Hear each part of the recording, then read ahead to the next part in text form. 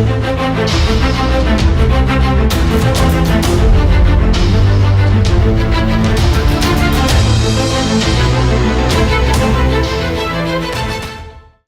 Hind candidates, this is Brigadier Ahmed from Trishul Defence Academy, Ranchi. Now, a lot of candidates have been asking me to upload a video on PIQ, that is the Personal Information Questionnaire, which is required to be filled by each candidate in the SSB. Now, candidates, PIQ is very important, and this is filled by the candidates who successfully pass the screening test. So, those who get screened in, then on the afternoon of day 1, the PIQ form is filled. Now, today I will talk about what are the elements which are required to be filled in the PIQ, and will give you a tips on the importance of correct filling of PIQ. PIQ is basically a kind of a biodata of the candidates. So, you will see on the screen the various heads which PIQ has got, and I will talk about each of them. But few tips I must tell you before I go to the details. Firstly, that be correct and be honest and be truthful. Do not write anything which is false or which is incorrect. For example, in the sports, if you have actually played basketball and cricket, only mention that. If you have not played say volleyball, and if you mention that, then it is likely that you may get caught in the interview, and that will be going against you. The PIQ form is slightly different for service candidates. So, the first 2 pages of PIQ is same for all the candidates, whether it is a civilian candidate or a service candidate. But for the service candidate, there is a 3rd page added, which is about his service details. यानी जो पहली first page और second page है, ये सभी के लिए common है, चाहे वो सर्विस कैंडिडेट हो या जनरल कैंडिडेट हो। और जो सर्विस कैंडिडेट है उसके लिए एक 3rd पेज ऐड हो जाता है, जिसमें कि उसकी सर्विस प्रोफाइल, यानी उसने कौन सा यूनिट है उसका, कब ज्वाइन किया, उसने ट्रेनिंग कहाँ करी, उसकी जॉब प्रोफाइल अभी क्या है, कहाँ उसकी पोस्टिंग हुई है, ये उसमें ऐड हो जाएगा। Now let's talk about the PIQ in detail. Now PIQ, as I was mentioning, is very important, and this PIQ, after you have filled it, a copy is given to the interviewing officer. Interviewing officer के पास ये एक copy जाता है, और आपको interview के पहले वो PIQ को बहुत डिटेल में देखते हैं, जिससे आपके बारे में एक आइडिया उनको मिल जाता है। आपके मार्क्स कैसे थे, आपकी हॉबीज इंटरेस्ट क्या है, आप क्या गेम्स स्पोर्ट्स खेलते हैं, आपने अपने लाइफ में कौन कौन सी इंपॉर्टेंट रिस्पॉन्सिबिलिटीज निभाया है और कैसे निभाया है। So importance of PIQ is really very high as far as SSB is concern. So as I was saying, ensure that everything which is you have done in your life as per the correct paras there you must fill, but to re-emphasize, be honest, be correct and be truthful. Okay, and the copy of PIQ is also given to the psychologist, so he also has a look at it, and he compares your PIQ with your stories and your SD. And again, I need not emphasize that there should be no conflict between what you write in the PIQ and what you show to the psychologist in the tests of psychology. Okay, so on the screen you can see the PIQ. In the first portion you can see that details like the which board, your batch number, test number, UPSC roll number and all are given, which you can fill.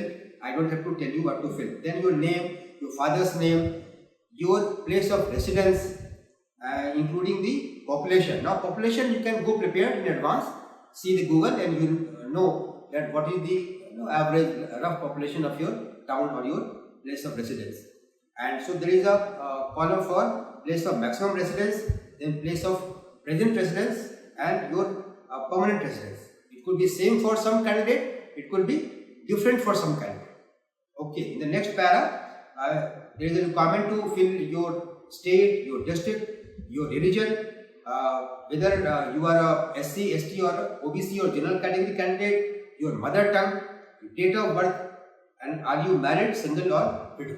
So again, as per your details, you fill it correctly. Then in the next column at para 6, the question is about your parents, whether they are alive or no. So accordingly you fill it. And then comes your details of your family members. Again, the column has got the particulars of your father and mother, then your elder brother or sister. So ensure that you tick the correct column, and within that you can see on the screen that their education, their occupation and their income per month is required to be filled. So ensure that you fill them correctly. Now comes your educational record. Again, I am very sure you are aware of your educational record, so fill it correctly. So you have your matric or higher secondary, that is your class 10th, then your 10 plus 2 equivalent, then your graduation, and depending on the entry there is also a column for post graduation. So the columns which are there is the name of the institution, the board or university, the year in which you passed, your marks percentage and division, then your medium of instruction, that is English or Hindi or local language, where you border or a day scholar, and in the last column any outstanding achievement. So if you have any outstanding achievement in your academic life, for example you are a subject topper or a district topper, you can mention in the last column. Okay, now in the next paragraph, the para 8, there is a requirement to fill your age in years and months, your height in meters and your weight in kg. Now this is such a simple thing to fill, but surprising, I used to find at times people used to fill it wrong. Now if they have asked you to fill your height in meters, you should not fill it in feet and inches, isn't it? It doesn't show you in a very good light. So read that column carefully and fill the way they are asking you. So the height is to be in meters, so it has to be 1.73 or 1.75, whatever. Then your weight has to be in kg. So see what is required to be filled and fill it correctly. Then your present occupation and your monthly salary. So give it. If you are working, you give it accordingly. If you are not working, you can say nil or a student or whatever. The next column, para 10, is about your NCC training. So if you have taken NCC training, whatever is required to be filled, please fill that. That is your total training duration, what wing, that is the Army, Air Force or Navy, your division, and your certificate which you have obtained. Okay, now para 11 is very important. This column, if you see, is about your participation in games and sports. So any games and sports wherein you have participated, whether in your school days or in your college days or even at your local level, say district level, please fill that. In defense forces, if you have been a sports person, it comes very handy in the SSB. So these columns of the sports has got what sport, then period of duration of participation, and then like in which year you participated. The next column is, did you represent any school, college, university or other. So if you have been part of a school team or college team or whatever, mention that. Now candidates, at times people get confused between this, and they do not fill sports in which they were not part of the school or college team. So that is a wrong understanding. If you have participated, say from a house team, or if you have just played but not been part of a team, you still fill that. But the column, what it means, that if you are at a higher level, at the level of a school, college or whatever, mention that. Otherwise, if you have played at a house level or a lower level, you can mention that also in the column. And of course, the last column is your outstanding achievement. So if you have won any important tournament or whatever you want to write, you are a district champion or state champion, please mention that. And before I proceed, I was telling you earlier also, do a lot of research on the sport which you mentioned. You should know the rules of the game or any other thing which is important, relevant to the game. For example, if you have mentioned volleyball, the query may be what is the height of the volleyball net from the ground, or how many players play. Okay, so these things please prepare, and you should be aware of any question in that subject. Okay, next column 11B is regarding your hobbies and interests. So write whatever hobbies and interests which you have. Now in hobbies and interests, I normally like to say that if you have an active hobby, that is much more preferable. For example, what I mean by active hobby, for example, someone says listening to music. That's a very passive hobby. It doesn't take much effort. But suppose you write singing or playing an instrument, that's an active hobby. That is what I mean by active hobby. So if you have a hobby which takes more effort, it is much more preferable. But again, let me caution you, don't write anything which is wrong. If you have not done a thing, if a thing is not your actual hobby, don't mention it, because that will go against if you are queried, and quite likely that you will be caught on that. Okay, the next column is participation in extracurricular activities. So in your school and colleges, you may have participated in debating or in declamation or in dramatics or in singing, whatever you have participated. Please fill that, because people who have participated in these things, we as interviewing officer think that he is a candidate who has got a all-round personality. So do not hesitate. Mention whatever you have participated in school or college or whatever, even at your community level. If you have participated in a Swachhta Abhiyan, please mention that. Okay. Then the next column again is very important, 11 delta. This is regarding the position of responsibility held in your life. So in your school, don't think that something is less important.